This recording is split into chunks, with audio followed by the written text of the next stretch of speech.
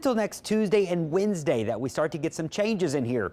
Those changes are heat ridge breaking down and rain chances starting to climb. So something good there. Now, we're going to keep an eye on the tropics. Now, we're not worried about Franklin, but Franklin could be a major hurricane by early next week sitting near Bermuda. Bermuda really needs to watch this. The East Coast, not expecting landfall, but you'll get some large swells from that bigger hurricane that could create quite a rip current risk across the East Coast into early in the middle part of next week. Now, across the entire basin, these two features, not really worried about them. This one, though, grabs your attention. It's an area of moisture and not really much organized with it, but sitting over Central America right now. Now, what's going to happen as we get into next week is this area of moisture and storms is going to slowly start to lift to the north, and as it does so, interacts with the warm water here over the Caribbean and maybe southern Gulf, it may try to become a low pressure and in turn become a tropical depression. Now, whether it comes directly north or deflects to Texas, that's a big question right now, and we're still 4 or 5 days away, so the steering currents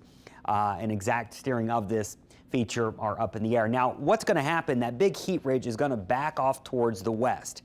That's why this feature is going to be able to lift to the north. The past couple of weeks, we've had the ridge over us blocking it. But as we get into Monday and Tuesday, the ridge breaks down enough, trough digs down, and that will pull whatever is down here to the north. Now, where it goes depends on the timing of all this, and that's the big question at the moment. So we'll keep an eye on this. By Saturday, it's sitting near the Yucatan Peninsula here and then go over towards Cuba. And then as we get into Sunday, still sitting fairly far to the south, and then eventually starts to lift to the north. Big question, though, is how quickly does this lift to the north? How quick does the cold front come down?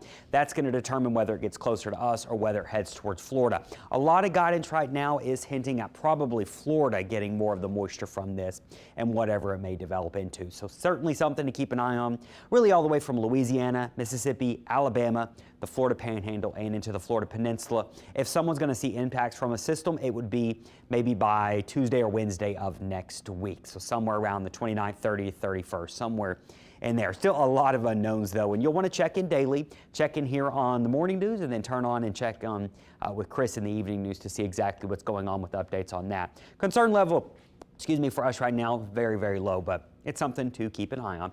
7-day forecast, our hot temperatures near 100 all the way through about Monday, and then Tuesday and Wednesday, we'll keep an eye on the tropics. That weak cold front coming down as well, and that'll bring us a better chance for some rain.